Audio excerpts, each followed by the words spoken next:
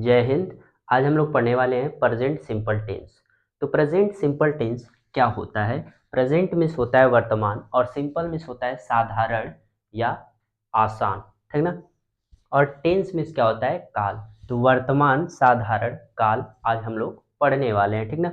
तो मैं सबसे पहले कह दूं कि प्रेजेंट सिंपल टेंस की पहचान क्या होती है। पहचान है, हूँ और हो। तो जैसा कि मैं कह दूं, जिस वाक्य के अंत में क्या हो, है, हूँ, हो आ जाए, उसे क्या कहते हैं? प्रेजेंट सिंपल टेंस कहते हैं। देखो यार, एक बात ध्यान यहाँ पर विशेष देना। मैंने क्या कहा? जिस वाक्य के अंत में है, हूँ, हो आए उसे क्या कहते हैं? प्रेजेंट सिंपल टेंस कहते हैं। जैसे मैं कह दूं, वह अच्छा लड़का है, तो ये क्या आया? अंत में है आया, ठीक ना। तो उसे क्या बोलेंगे? प्रेजेंट सिंपल टेंस बोलेंगे। क्या बोलेंगे? Present simple tense. तो चलिए स्टार्ट करते हैं। तो क्या है प्रेजेंट सिंपल टेंस की? सबसे पहले पहचान क्या होती है, हूँ, हो होती है। और एक चीज और, इसकी हेल्पिंग वर्ब, हेल्पिंग वर्ब जिसे क्या बोलते हैं? सहायक क्रिया। क्या बोलते हैं? सहायक क्रिया। तो देखो, हेल्पिंग वर्ब क्या होती है? Is, am, are. एक बात और मैं कह दूं, ये विशेष ध्यान रखना। क्या? कि इज का प्रयोग किसके साथ करते हैं, एम का प्रयोग किसके साथ करते हैं और आर का प्रयोग किसके साथ करते हैं, है ना। तो इज का प्रयोग किसके साथ किया जाता है? सिंगुलर सब्जेक्ट के साथ किया जाता है। सिंगुलर सब्जेक्ट कौन कौन से होते हैं? ये विशेष बात बन जाती है। क्या? ही मिस क्या होता है? वह। सी मिस क्या होता है? वह। इट मिस क्या होता है? वह। या कोई अकेला नाम हुआ आ जाए, उसे क्या बोलेंगे? Singular subject. तो इज के साथ किसका प्रयोग करेंगे? Singular subject. लेकिन यहाँ यहाँ पर क्या है? सबकी मीनिंग क्या है? वह है। हमें पता कैसे चलेगा कि कहाँ पर ही का प्रयोग करना है, कहाँ पर सी का प्रयोग करना है, कहाँ पर इट का प्रयोग करना है। तो देखो, एक सिंपल सी बात है कि ही आ जाएगा, तो ही का प्रयोग किसके लिए किया जाता है? एक पुरुष के लिए किया जाता है, या मैं कह दूं एक लड़के के लिए प्रयोग किया जाता है। किसका? ही का प्रयोग किया जाता है, ठीक ना। उसके बाद क्या है? सी। सी किसके लिए प्रयोग करेंगे? स्त्री के लिए प्रयोग करेंगे। किसके लिए? स्त्री के लिए या महिला के लिए, ठीक ना। इट मीन्स क्या होता है? वह। इसका प्रयोग किसके लिए किया जाता है? तो इसका प्रयोग किसके लिए करेंगे? छोटे बच्चों के लिए, जानवरों के लिए, निर्जीव वस्तु के लिए इट का प्रयोग किया जाता है। और आर, सॉरी, क्या लिखा है? राम। राम इज, राम क्या है? एक सिंगुलर सब्जेक्ट है, इसलिए इसके साथ भी किसका प्रयोग करेंगे? इज का। तो सिंगुलर सब्जेक्ट कौन कौन से होते हैं? ही, सी, इट, या कोई अकेला नाम आ जाए। मैं राम लिख दूं, मोहन लिख दूं, रोहन लिख दूं, गाइस, लेकिन वो नाम क्या रहना चाहिए? एक अकेला रहना चाहिए। तो उसे क्या बोलेंगे? सिंगुलर सब्जेक्ट, या क्या बोलेंगे? एक वचन। क्या बोलेंगे? एक वचन। तो एक वचन के साथ इज का प्रयोग करेंगे। और एम के साथ किसका प्रयोग करेंगे? तो एम का प्रयोग सिर्फ आई के साथ करेंगे। आई मीन्स क्या होता है? मैं। जहां पर मैं दिख जाएगा, ठीक ना, वहां पे एम का प्रयोग करेंगे, ठीक ना। और फिर आर के साथ किसका प्रयोग करेंगे? तो आर के साथ प्लूरल सब्जेक्ट का प्रयोग करेंगे। तो सबसे पहली बात आती है कि प्लूरल सब्जेक्ट होता क्या है, जिसे क्या बोलते हैं? बहुवचन कर्ता। क्या बोलते हैं? बहुवचन कर्ता। तो देखो, साफ साफ लिखा है क्या? यू। यू मीन्स क्या होता है? तुम। दे मीन्स क्या होता है? वे। वी मीन्स क्या होता है? हम। और राम एंड रोहन, ये तो क्या है? नाउन है। तो मैं बहुवचन की बात कर रहा था, तो बहुवचन में ये सब आ जाते हैं, जिसे क्या बोलते हैं? Plural subject. और फर्स्ट वाला क्या था? Singular subject. तो सिंगुलर सब्जेक्ट में ये आ जाएंगे। प्लूरल सब्जेक्ट में कौन आ जाएगा? यू, दे, वी, या कोई दो नाम आ जाए, ठीक ना। और सिंगुलर में ही, सी, इट, या कोई अकेला नाम आ जाए, उसे क्या बोलेंगे? Singular subject. आई क्या होता है गाइस? प्रेजेंट में तो क्या होता है? प्लूरल होता है, लेकिन पास्ट में क्या होता है? ये कभी कभी सिंगुलर हो जाता है, ठीक ना। तो ये क्या है? एक अपवाद आप मान सकते हैं कि आई क्या होता है? अपवाद होता है, ठीक ना। तो अब यहाँ पे बात आ गई, आर के साथ किसका किसका प्रयोग करेंगे? तो आर के साथ किसका प्रयोग करेंगे? यू का, दे का, वी का। यू मीन्स क्या होता है? तुम। दे मीन्स क्या होता है?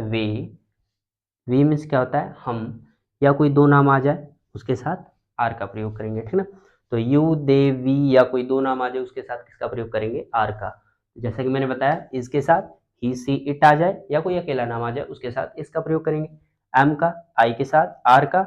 यू, दे, वी, या कोई दो नाम आ जाए, उसके साथ किसका प्रयोग करेंगे? आर का। तो हमने देख लिया हेल्पिंग वर्ब। हेल्पिंग वर्ब में क्या? Is, am, are. Is, am, are किसके साथ साथ प्रयोग हुआ, किसके किसके साथ प्रयोग होगा, ये देख लिया। ठीक। अब चलो हम लोग क्या करते हैं, यहाँ से अब पढ़ते हैं कौन सा हमारा सेंटेंस। तो गाइस देखो, सेंटेंस दो प्रकार के होते हैं। इसको क्या है, अपने जहन में एकदम विशेष तरीके से क्या कर लो, बैठा लो कि सेंटेंस, ये देखो सेंटेंस हम पूरा टेंस पढ़ेंगे, सिंपल टेंस पढ़ेंगे, उसमें भी क्या होगा, ये सेंटेंस आएंगे। मैं कह दूं टेंस जितना है और सिंपल टेंस जितना है, सब में ये क्या होगा, सेंटेंस आएगा, ठीक ना। सेंटेंस क्या होता है हम जानते हैं उसे, ठीक ना। तो सेंटेंस, सेंटेंस तो होते हैं कितने, 5 प्रकार के, लेकिन हमें पढ़ने सिर्फ कितने हैं, 2। कौन सा, असर्टिव और इंट्रोगेटिव। असर्टिव किसे कहते हैं, जिसे कहते हैं साधारण वाक्य, जो कि अब अभी हम क्या कर रहे हैं, जान रहे हैं, ठीक ना। देखो, तुम्हारे लिए विशेष ध्यान रखने की बात, कौन से सेंटेंस है, 2 सेंटेंस, कौन कौन से, एक तो असर्टिव और दूसरा इंट्रोगेटिव, ठीक है। तो देखो यार, सबसे पहला क्या है, असर्टिव सेंटेंस। असर्टिव सेंटेंस क्या बोलते हैं, साधारण वाक्य। इसकी हिंदी क्या होती है, साधारण वाक्य, ठीक ना। और ये 2 प्रकार के होते हैं। पहला होता है अफर्मेटिव, जिसे बोलते हैं सकारात्मक, और दूसरा क्या होता है, निगेटिव, जिसे क्या बोलते हैं, नकारात्मक। तो सबसे पहले हम क्या पढ़ रहे हैं, अफर्मेटिव। अफर्मेटिव सकारात्मक, सकारात्मक मतलब जैसे मैं कह दूं उसमें नहीं नहीं आएगा, ठीक ना, या कोई प्रश्न नहीं पूछा जाएगा, ठीक ना, वो क्या होगा, एक सकारात्मक वाक्य होगा। जैसे जैसे मैं एक वाक्य की बात कह दूं, राम अच्छा लड़का है, तो ये क्या है, एक अफर्मेटिव सेंटेंस है, ना। अफर्मेटिव का सकारात्मक है, जिसे क्या बोलेंगे, सकारात्मक। और इसे असर्टिव सेंटेंस कह देंगे, लेकिन असर्टिव में कौन सा है, तो कौन सा है, अफर्मेटिव, ठीक ना। उसके बाद बिना देर किए हम लोग आगे चलते हैं, ठीक ना। इस वाक्य को ट्रांसलेट कैसे करें, इसकी उत्सुकता ज़्यादा है, ठीक है। तो सबसे पहले सिंपटम, वाक्य को पहचानेंगे कैसे कि वो कौन सा है, प्रेजेंट सिंपल टेंस है। तो कैसे पहचानेंगे, सबसे पहले उसमें आ जाएगा सब्जेक्ट, और अंत में क्या आ जाएगा, है, हूँ, हो। एक बात और, विशेष बात, सब्जेक्ट किसे कहते हैं, ये क्या है, एक प्रश्न है, क्या सब्जेक्ट किसे कहते हैं, तो किसे कहते हैं, जो किसी वाक्य में कार्य करता है उसे क्या कहते हैं, सब्जेक्ट कहते हैं।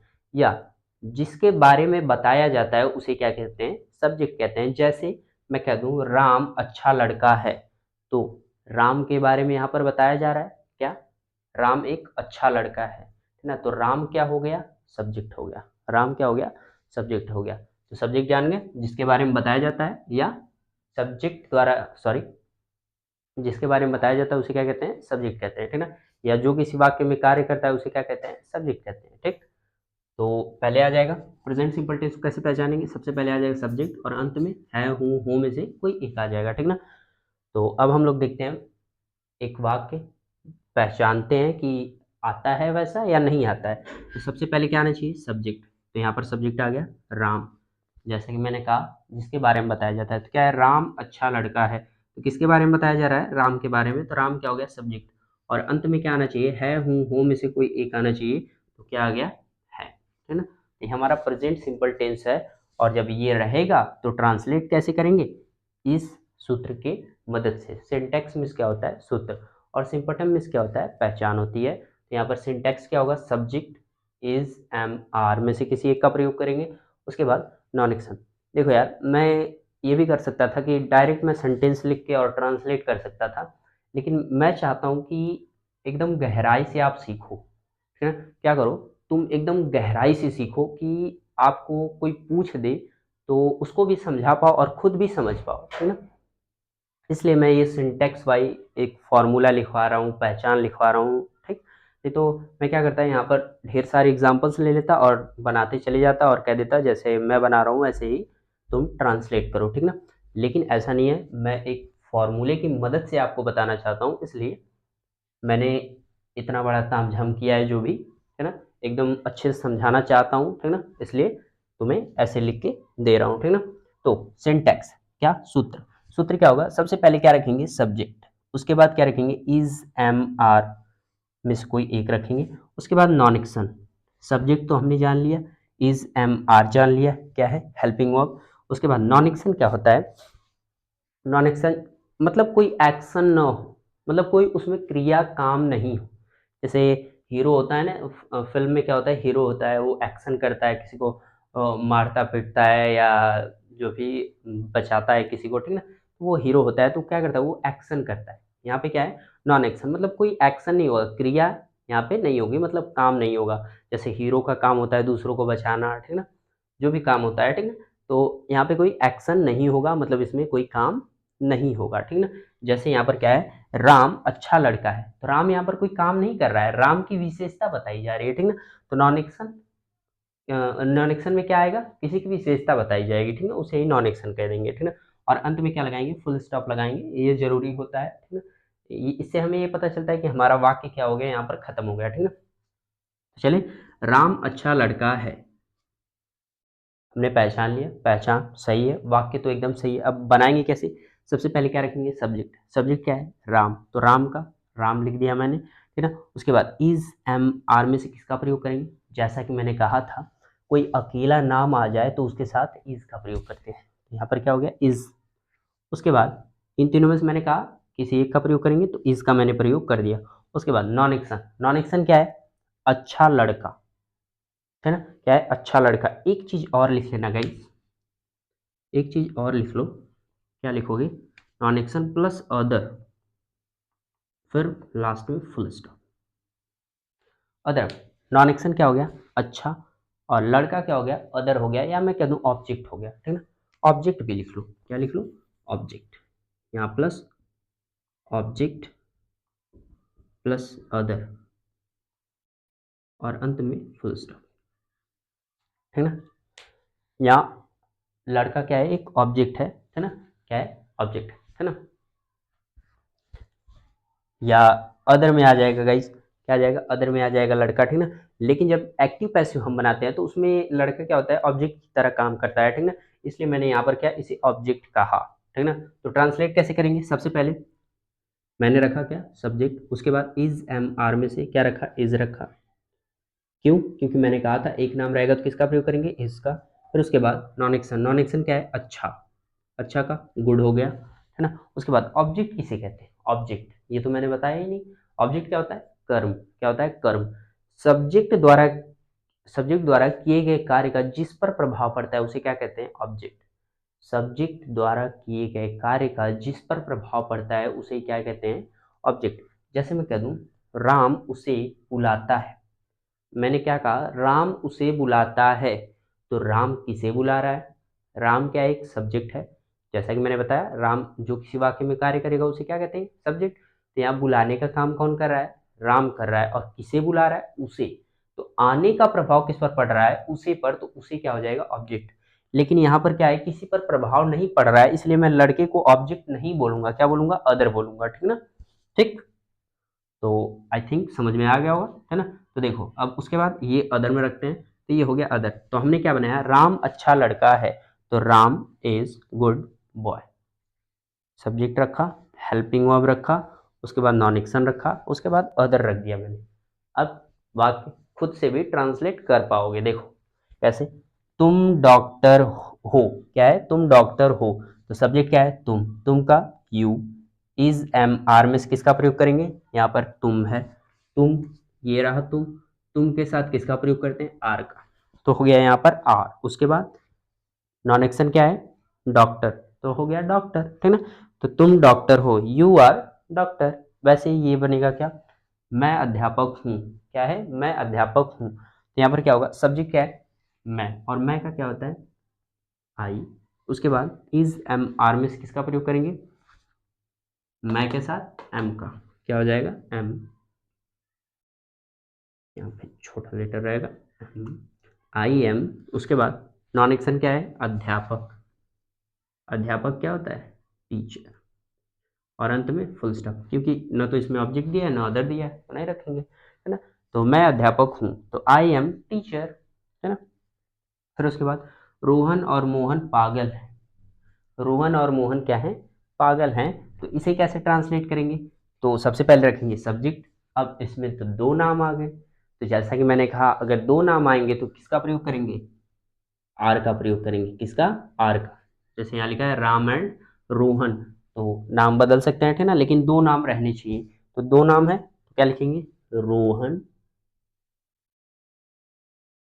एंड मोहन, दो नाम आ गए, उसके साथ सब्जेक्ट हो गया हमारा, इज एम आर में किसका प्रयोग करेंगे, तो जैसा कि मैंने कहा दो नाम रहेगा तो किसका प्रयोग करेंगे, आर का। क्या हो जाएगा, आर। फिर उसके बाद नॉन एक्शन क्या है, पागल। उन दोनों की विशेषताएं बताई जा रही है, ठीक ना। तो क्या हो जाएगा, मैड। और अंत में ऑब्जेक्ट में कुछ नहीं है, अदर में भी कुछ नहीं है, अंत में क्या, फुल स्टॉप लगाएंगे।